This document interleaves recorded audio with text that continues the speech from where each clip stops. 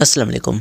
इस वीडियो में हम पढ़ेंगे स्ट्रक्चर ऑफ वायरसेस जैसे कि बैक्टीरियोफेज। तो सबसे पहले हम बैक्टीरियोफेज का स्ट्रक्चर को डिस्कस करेंगे। उसके बाद जो है वो टोबैको मोज़ाइक जो वायरस हमारा है उसके भी स्ट्रक्चर को डिस्कस करेंगे। So let's start. Cellular life का ये हमारा एक टॉपिक है, इसको आज स्टार्ट करते हैं। A virus bacteriophage means bacteria eater.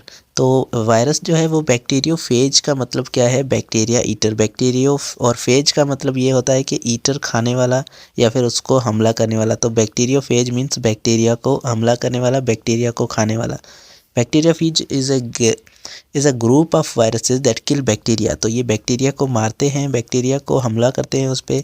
These viruses are grouped on the basis of different shapes like T phages which contain developed tail fibres and lambda without or less developed tail fibres phages.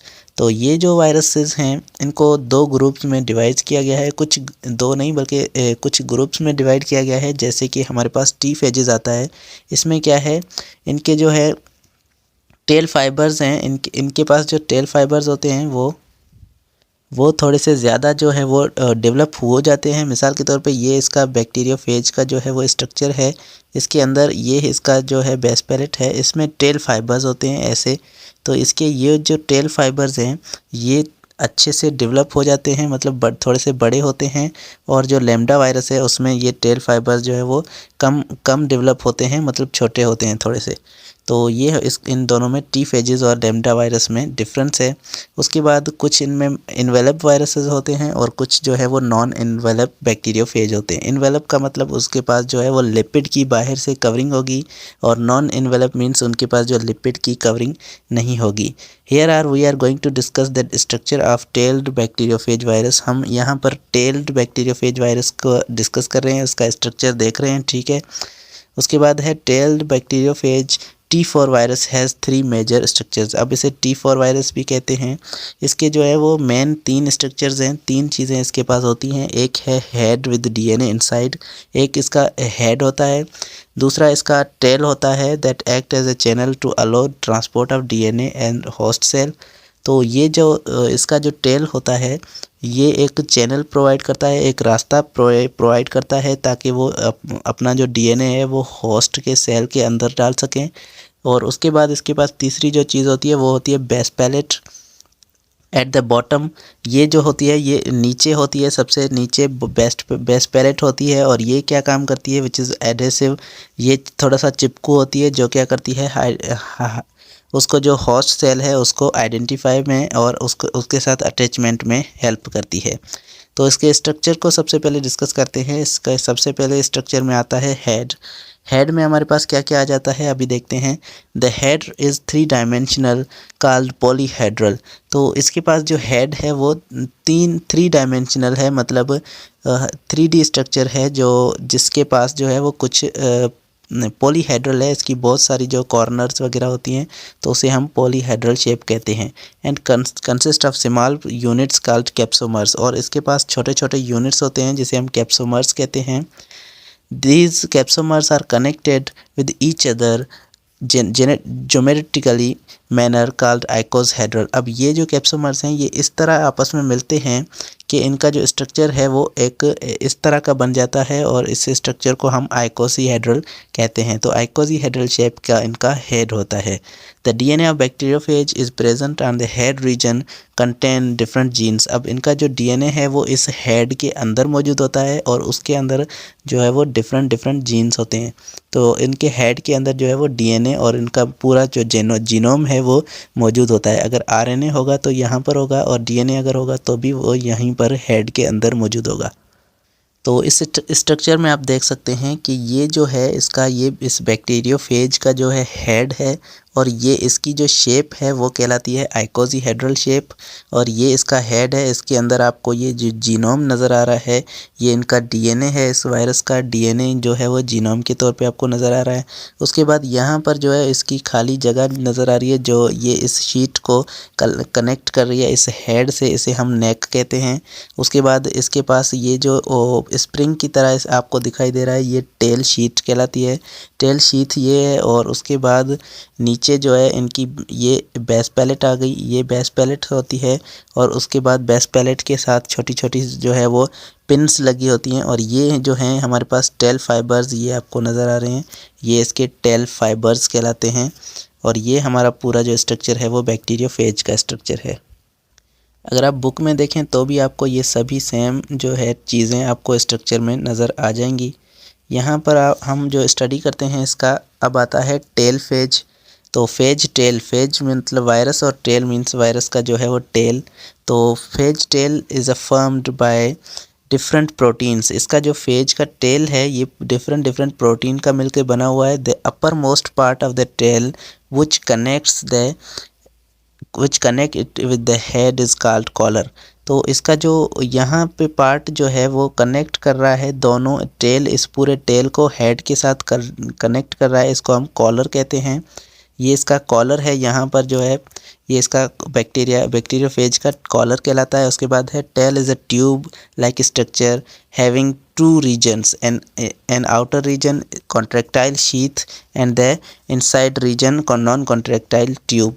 तो यहाँ पर आप देखें कि इसके अंदर आपको दो चीज़ें नज़र आएंगी। ये जो पूरी इसकी जो शीट आ रही है, इस शीट के अंदर आपको दो चीज़ें नज़र आएंगी। एक तो इसका पूरा जो है वो अंदर से ट्यूब जा रहा है और बाहर से आपको जो है वो एक किस्म का जो स्प्रिंग तौर पे नज़र आ रहा है। ये दो रीजन्स कहलाते हैं। एक रीजन जो अंदर का ट्यूब है ये नॉन कॉन्ट्रैक्टाइल होता है, मतलब ये नीचे कॉन्ट्रैक्ट नहीं हो सकता, लेकिन बाहर का जो ये हिस्सा है ये आपस में कॉन्ट्रैक्ट होकर ऐसे नीचे आ सकते हैं और इससे जो क्या होगा, इसको जो है डीएनए को ये दूसरे सेल के अंदर जो है वो डिलीवरी करते हैं, दूसरे सेल के अंदर डाल देते हैं।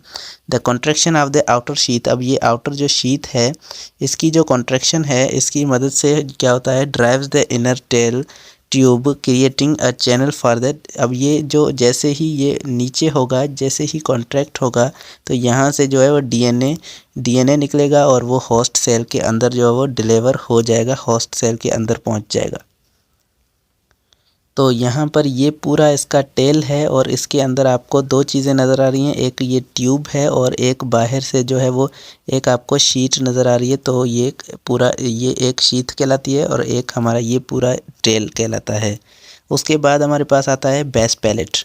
बेस पैलेट जो है वो वायरस का एक और हिस्सा है हमारे पास, इसको पढ़ते हैं यहाँ पर लास्ट में जो इसे बेस पैलेट कहते हैं। At the end of the tail phage a discoidal base plate is located. यहाँ पर डिस्क्वाइडल मतलब डिस्क की शक्ल की जो है वो बेस पैलेट यहाँ पर मौजूद होती है।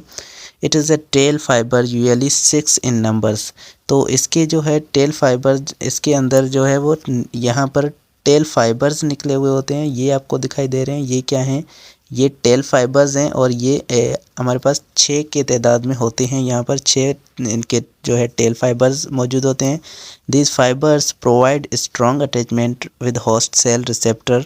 ये क्या करते हैं, होस्ट सेल के साथ ये एक स्ट्रॉन्ग अटैचमेंट करवाते हैं, मतलब इससे जो है वो वायरस उनसे होस्ट के सेल से वो वायरस कनेक्ट हो पाता है और इससे ही वो उस पर जो है वो बैठता है, उस पर अटैचमेंट करता है।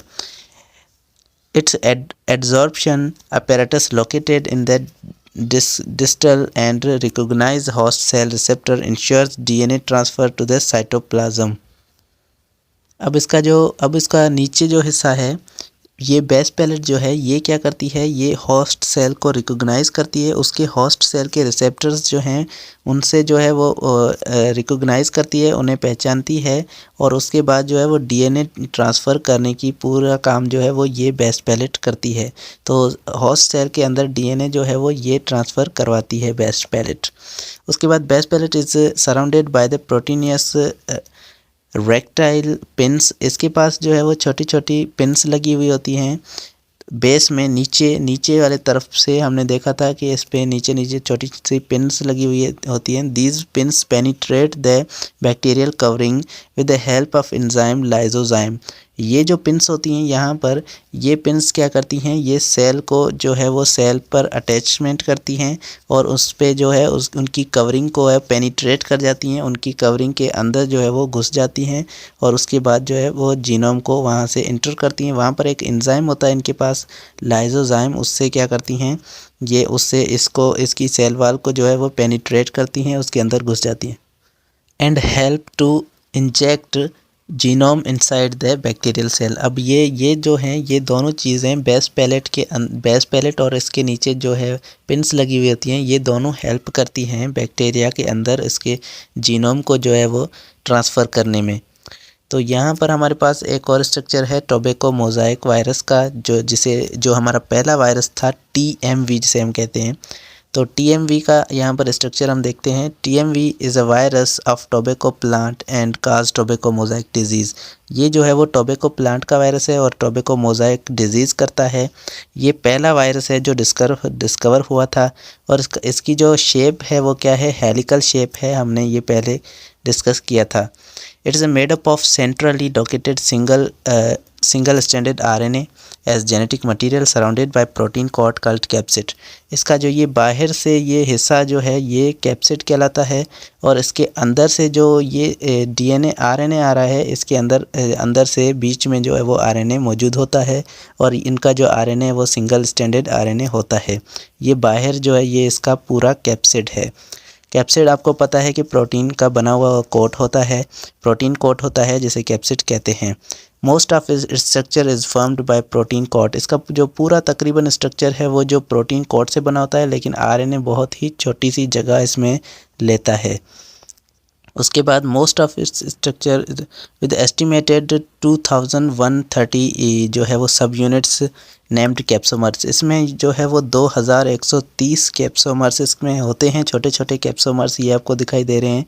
ये छोटे छोटे कैप्सोमर्स हमारे पास 2130 कैप्सोमर्स होते हैं और ये हेलिकल मैनर में जो है वो अरेंज होते हैं, इसीलिए इसका जो शेप है वो हेलिकल शेप बन जाता है। ईच कैप्सोमर्स कंटेन 158 जो है वो अमीनो एसिड्स हर एक कैप्सोमर्स में हमारे पास जो है इतने हमारे पास 158 अमीनो एसिड्स मौजूद होते हैं। क्योंकि ये प्रोटीन है तो इसके अंदर इतने अमीनो एसिड्स होंगे।